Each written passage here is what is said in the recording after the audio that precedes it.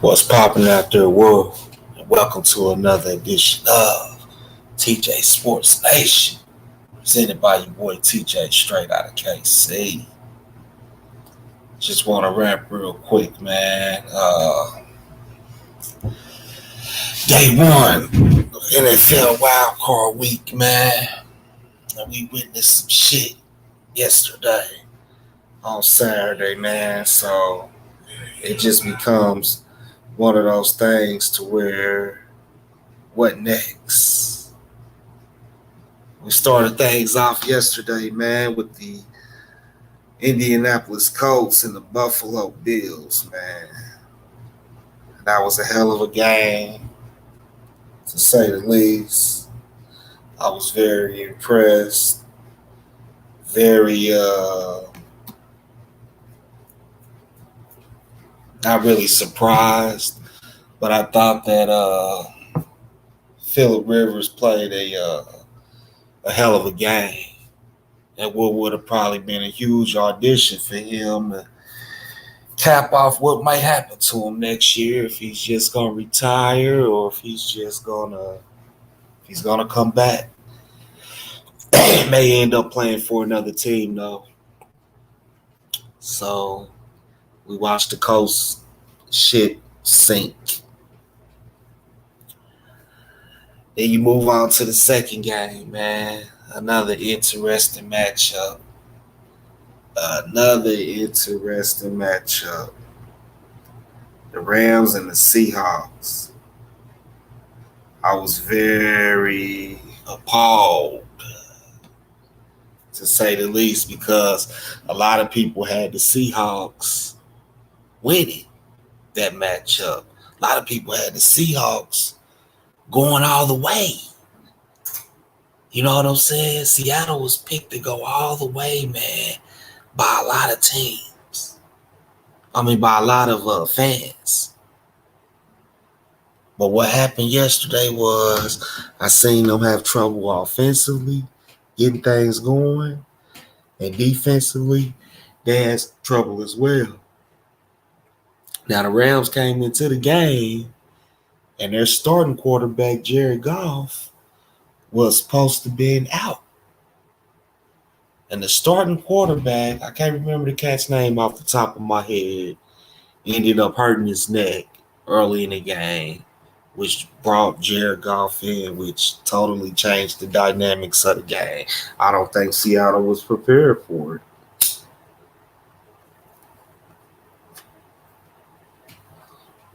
No, they weren't prepared for it. They weren't prepared for what was getting ready to happen in terms of what the Rams brought to play. So Rush just couldn't get shit going. Yeah, John Wolford. Thank you, Terry Smooth Jr. Appreciate that, bro. John Wolford just couldn't get things going. He couldn't get things going because he got hurt. So then you bring in Jared Goff, who wasn't supposed to play, and there it is, man. Surprise, surprise, baby. Good game, though. I was very shocked, but congratulations to the Rams for moving on to the NFC divisional round. I had a great season, though. Yeah. Yes, he did. Yes, he did. He did have a good season, man. Definitely could have been considered an MVP type of person, but these type of things happen, man. Let's move forward, though, to the last matchup from last night, man, which featured the Washington football team and the Tampa Bay Buccaneers. I give Washington their credit. They came in without Alex Smith. Another situation where a backup was in playing, but he played pretty good. Competed with Brady. I give him props where props is due. I think the Washington football team, man, is going to be one of those teams that later on down the line in the near future, They're gonna be winning a lot of division titles. Guarantee you that, man. Cause they're not my Titans though. We're gonna get to that in a minute, bro. Because they're not a pushover. Washington just need to really figure out what to do long term as far as quarterback go. I don't know how much Alex Smith got left in him. He did have a hell of a comeback. I would honestly say he's the comeback player of the year. But to each his own. They damn sure ain't Cam Newton. Let's just get that straight. So in today's matchups, man, which I look forward to, we got the Titans and the Ravens. That's gonna be a critical, huge matchup because that's gonna determine who's going to come and face my Kansas City Chiefs, more than likely. So I definitely look forward to that matchup. Then you got the Saints and the Bears, or the Bears and the Saints. That's going to be a good matchup today. I got the Saints winning that one, and I got the Ravens getting the Titans today. Brother Nell, I'm sorry, man, but I got to go with Baltimore in that one. I think they've slipped up too many times against Tennessee last year in the playoffs and then in overtime this past regular season. So I'm taking Baltimore, B. I think Baltimore gets them. Now we go to the Sunday night game. Battle of the AFC North. Rivalry matchup. Much like the Raiders and the Chiefs, you got the Browns and the Steelers. I just think that without the Browns having Kevin Stefanski out there, their head coach, because of COVID, I think that hurts them a little bit, man, because he's their play caller. So I'm sorry, man, but I got to go with Pittsburgh in that one. Got to take the Steelers in that one, big dog. That's just what it is, man. But those are my picks for today, and we move on to the divisional round next week, which I'm going to be doing videos on that all week because my hometown team takes the field next week against either the Titans or the Ravens. So that today's matchup, the first matchup of today, is very, very important, yo.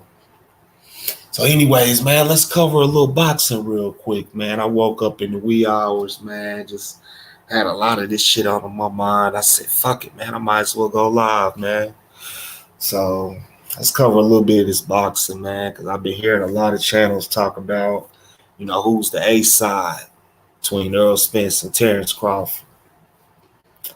And you want my opinion on it, I'm going to give it to you straight 1,000%. Errol Spence is the A side. Earl has taken over as the king of pay-per-views. And when you go back and you look at it, he did numbers with Mikey Garcia, who came up from a much smaller weight class. What he just did against Danny Garcia, and then not to mention when he fought Sean Porter. And their resumes. Errol Spence has the better resume. He's fought the more notable opponents. Now, people want to say, oh, well, Bob Earl won't let Crawford come across the street. Well, Crawford has to want to come across the street. And if you ask me, man, I don't think that at times I don't think Crawford wants to. I just don't think that I ain't gonna say that he's not ready. He's very much capable of fighting Errol Spence and beating him. But it's just one of them things to where, man, I love what I see in Errol Spence, and coming back from that car wreck, he was out for a whole fucking year, and he comes back from that car wreck and just absolutely goes after one of the at least top 4 welterweights in the world, and Danny Garcia. Danny Garcia is not a warm-up fight for nobody, bro. So for Earl, this is where my respect for him grew. Because I'm going to tell you, at first, I was a little skeptical. I said, you know what? You know what? I think Earl is dodging Terrence a little bit, right? But check me out when I say this, man. Earl to come back after that damn near what could have really been a fatal car accident, man. Car flipped over just so many times. It was the most hurtful thing I've ever seen, right? He survives that with no broken bones. A year later, he's back in the ring against a top four, at least, welterweight. Now, if that man don't earn your respect off of that, then you just got your own Van Dams that you holding against Earl. That's how I look at it. Because, man, how many times do you see that shit happening? Where a dude's been on layoff for over a year, come back and fight one of the top dogs in the game. We're not saying that Earl came back and fought some, dude that might only have 6 career fights. No, Earl came and fought a real contender. Somebody that could be undisputed in that division if he wanted to. Danny Garcia lost 2 close fights that could have really went either way prior to his fight with Earl Spence. Danny Garcia is no pushover, one of the toughest chins in the fucking game, man. I'm telling you, man. So when you talk about what's going on with these two, the A side is Earl Spence. The resumes speaks for itself. The accomplishments. Look, Terrence Crawford, and I like Crawford. Crawford is one of the best pound for pound fighters in the game right now. Some of the best damn footwork I ever seen in my life, and can fight out of different stances and actually be successful at it. You know what I'm saying? But when he signed that extension with Bob Earl, and now they both pointing the fingers at each other. Oh, he won't promote me right. Oh, he won't promote himself right. Nah, this bullshit. Man. Just look at the numbers. Look at what we seen Crawford do against Kell Brook on free television, ESPN, and then look at what Spence just did against Danny Garcia on pay-per-view. And that makes it look like they used to say about Sean Porter can't sell out a motherfucking TV dinner. He can't sell out a damn free food giveaway at a church. Well, it be looking like that with Crawford sometimes too, dog. He doesn't have a strong fan base.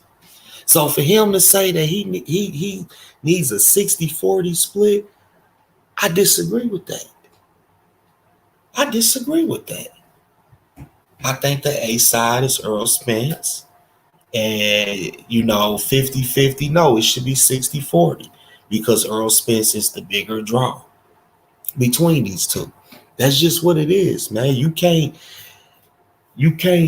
knock this situation. Like, for instance, when Earl fought Mikey Garcia has a bigger fan base than Terrence Crawford does.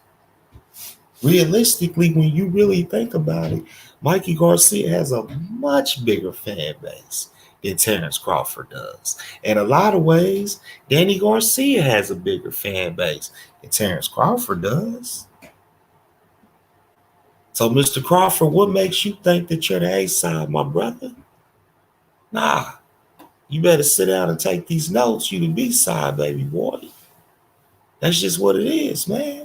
See, Crawford is 34, damn near 35 years old, man. So if he's going to do something with this Spence fight, he needs to do it now. Because if not, Earl's going to move up, accomplish other things at 154. Terrence may take over the game completely at 47. Don't know. Got to see him come on the other side of the street and fight guys like your Danish Ugas Maybe Keith one time Thurman. He can cut his shit to a fade. He can cut the ponytail off, y'all. So maybe Keith one time Thurman slide in and get rounds with Crawford. Or maybe, cut the bullshit and go after Sean, who's been calling him out for the longest period of time. So we gotta look at everything, man. But I tip my hat and respect both of these competitors. They are the top two in the welterweight division doing it. It's not a question about it. I don't want to hear nothing about no Boots Ennis. Boots Ennis ain't put the time in yet. He's put the time in because he's got quite a few fights under his belt. I want to say he's maybe got 27 of them. Somewhere in there, man. Let me get y'all the exact where we at with Big Gerard Ennis. You know what I'm saying? Because he's talking a lot of shit saying he can go after those. So okay, yeah, so he's 26-0. So that's a lot of fights.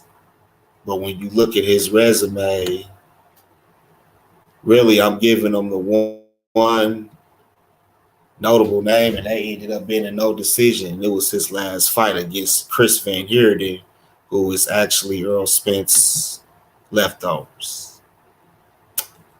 Yeah, that's Earl Spence leftovers, man. So I need to see him fight somebody to have that many fights under his belt, and he's got somewhat of one notable opponent on his resume that I don't know how he's ready to.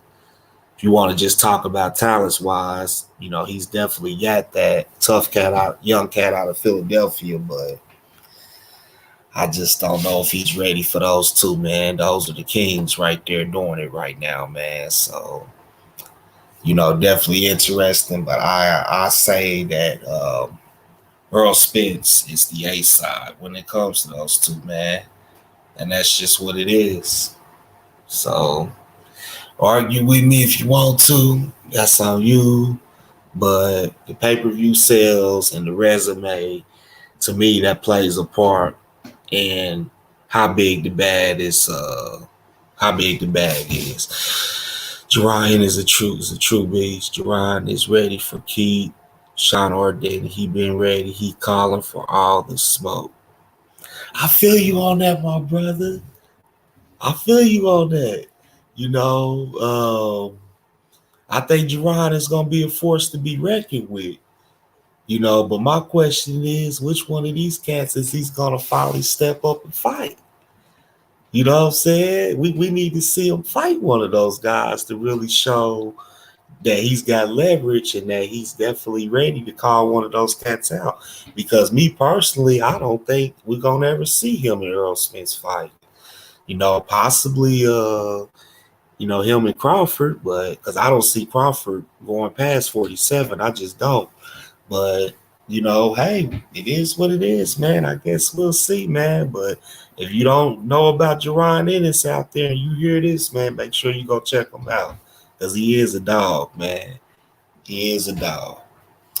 So, anyways, man, it was another subject that I wanted to cover, man. My football predictions, my Super Bowl predictions, man. And like I told everybody, and I'm a little bit worried because now we got the Tampa Bay Buccaneers that's gonna actually face, the Green Bay Packers next week. Jerron brings true pain like bitter if we really want to go through that. Yeah, I give you that, man. I give you that, G. All day, man. I give you that. Hey, we gonna see, man. He's so young in his career and so early in the fight game, man. That I think he's only 23. So we got a lot of time to really see Jerron Ennis really unfold with it. You know what I'm saying? We got a lot of time to really see him really take off to the next level with it. I support the brother. I support him, man. He's one of the few up and coming young fighters that I be peeping out. No doubt about it. So, anyways, man, let's move on. I'm still rolling Green Bay Packers, Kansas City Chiefs in the Super Bowl 55. That is who I'm going with. That will not change. And I know we got Green Bay got Tom Brady coming in next week. Rodgers, Brady. It's always a good duel. You know what I'm saying? But to be for real with you, you know, I think Aaron Rodgers is an MVP for a reason, man, and he's definitely gonna win that. And yeah, it'll be the Chiefs and the Packers in the Super Bowl. That's who I'm calling for. For my partners out there that keep asking me, well, who you taking this? Who you taking it? Yeah, that's who I'm going with. It's on record. So, you know, if one of my two teams gets sent home, and it is what it is, I don't think that that's going to be the case. But, you know, things happen. It's football. It's much like boxing. Anything can happen at any time, baby. You know what I mean? I'm just glad more than anything that we got to see a football season. And not only that, an entire one. You know, after much of the country and much of the media thought that was going to be shut down. Man, we 3 or 4 games away, you know, from the Super Bowl. That's crazy, man. Titans versus Rams Super Bowl, 2000 Super Bowl all over again. It's possible, man.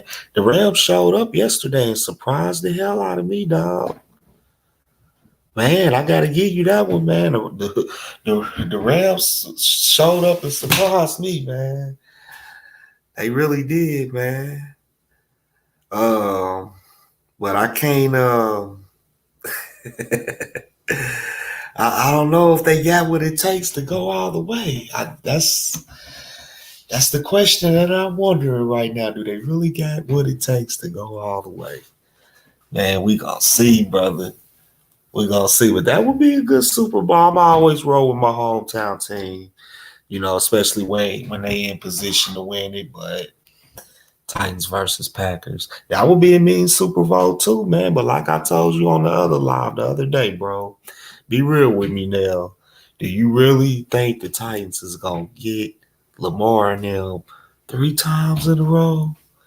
I just don't know, man. And Tennessee got a lot of problems in that secondary, man. They got issues with covering in that secondary.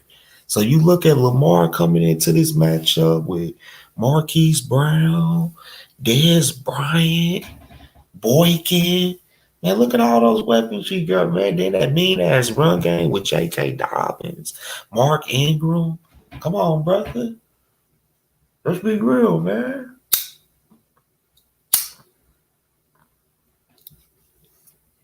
Let's be real, my dude. Let's be real, man. But hey, like I said, this is the NFL. Anything can go down.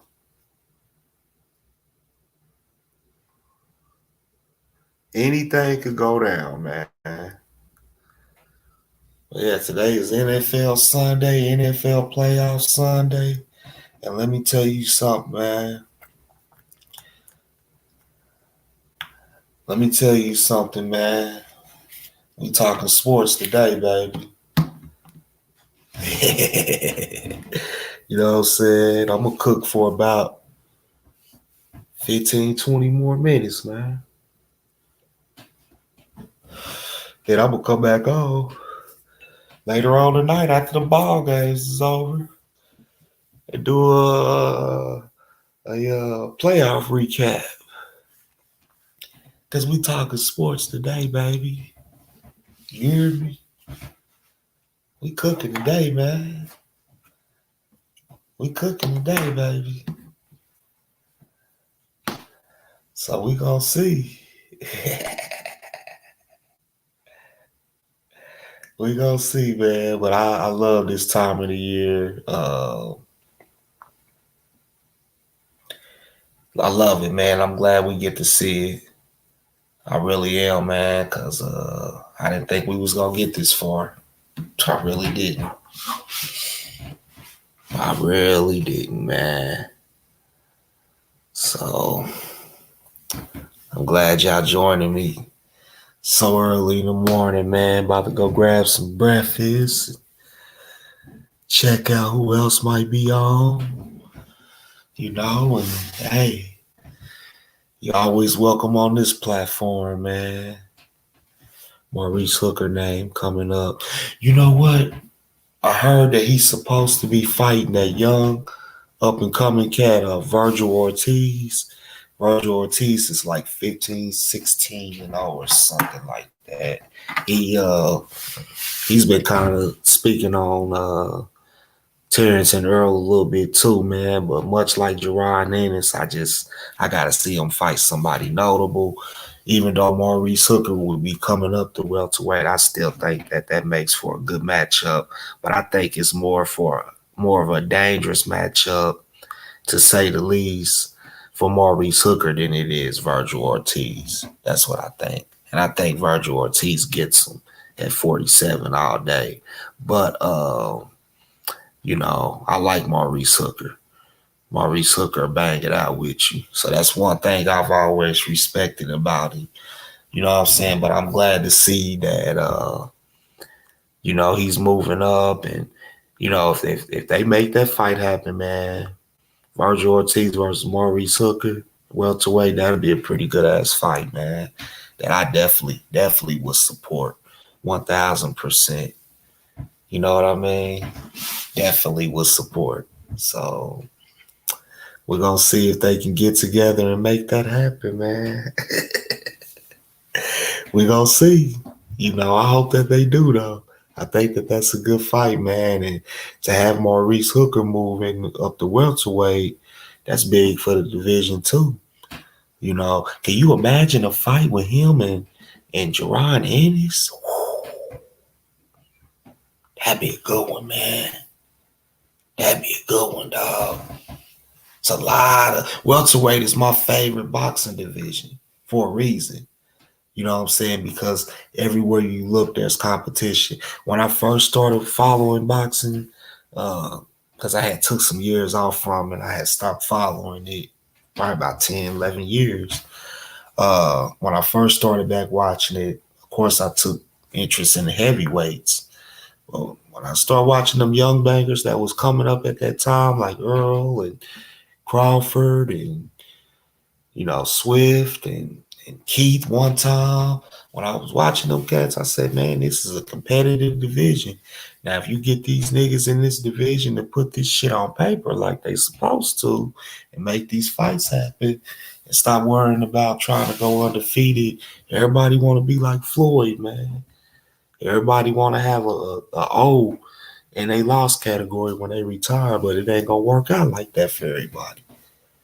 And just because you lose a few of them don't mean you don't have a legacy as a fighter. Manny Pacquiao got 6 or 7 losses.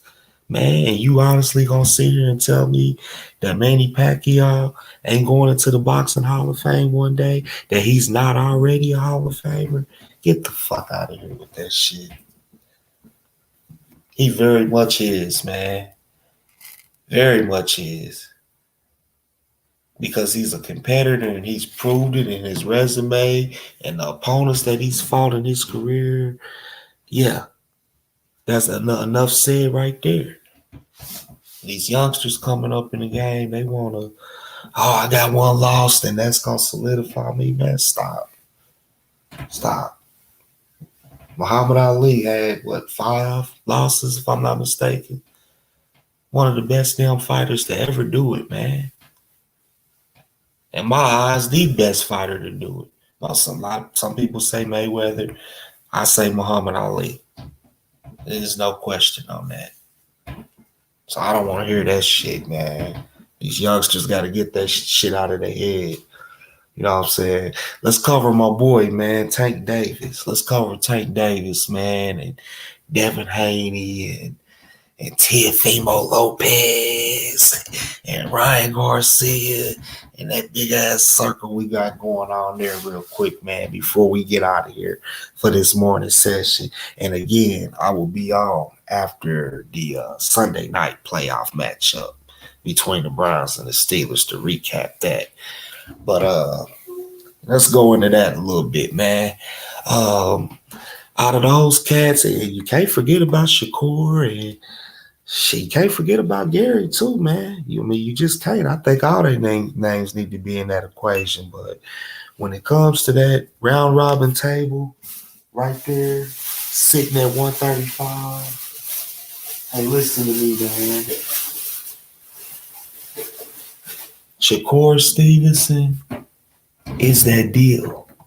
Shakur Stevenson is that cat that all these niggas, including Tank, need to fear. Period.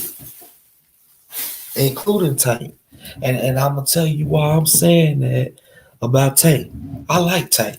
Tank did his thing, and he was expected to go in there and do what he did against Leo Santa Cruz.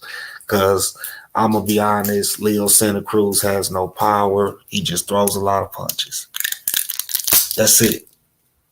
That's all I see Leo Santa Cruz do. So when you talk about Tank Davis, let's be real, man. Tank Davis has discipline problems. He has discipline problems when it comes to weight. I think in the long run, that could affect him. So when you look at the situation of him and Lopez and Garcia, I think Ryan Garcia is the weakest link out of all of them. And I thought that before he fought Luke Campbell last week.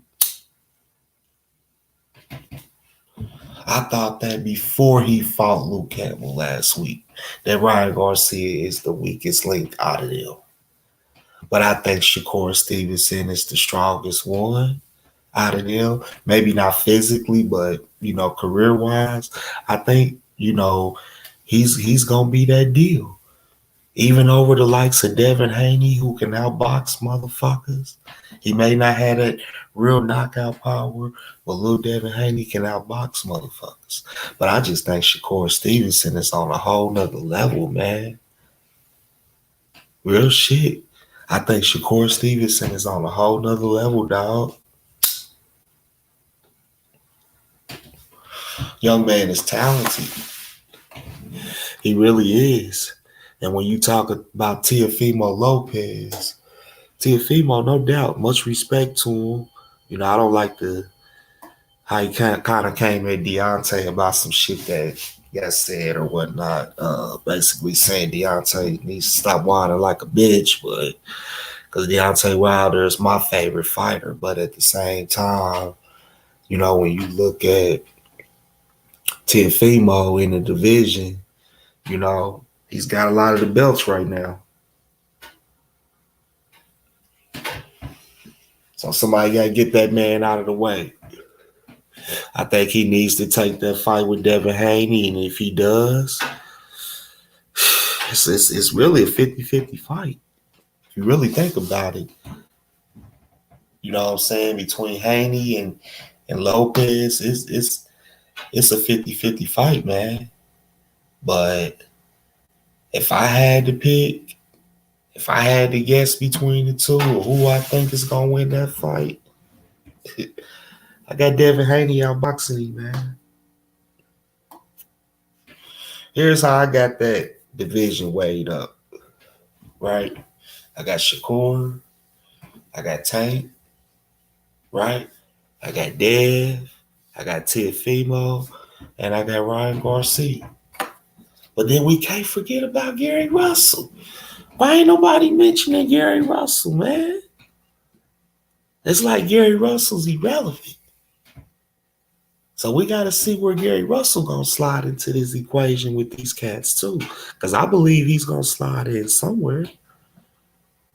Got to. Come on, man. You can't have that division without Gary Russell. It's a round robin, man. Everybody need to be matched up with somebody. Now Tank can work on his discipline, keep his weight where it needs to be when it's time to weigh in for the fights and things of that nature. Hey, then I tell you what, Tank is a huge threat because Tank got knockout power. Complete fucking knockout power. But man, His discipline is what concerns me. But we shall see. We shall see how it go, man. I believe that's all that I wanted to cover on this good morning, man. I'm hearing some rumors that they are working on the trilogy between Wilder and Fury. So we're going to see if that gets worked out. That's something else I wanted to report to y'all if y'all haven't heard as well. But I'll be back on later on tonight, man, to recap today's games. We're going to talk some more boxing. And yeah, man, we're going to really try to roll this thing till the wheels fall off. You hear me? Much love to everybody that's supporting me. You know, I know the channel is small right now, but as time goes on, it'll grow, baby. Guarantee you that. Please hit that like and subscribe button if you have not done so already. And much love.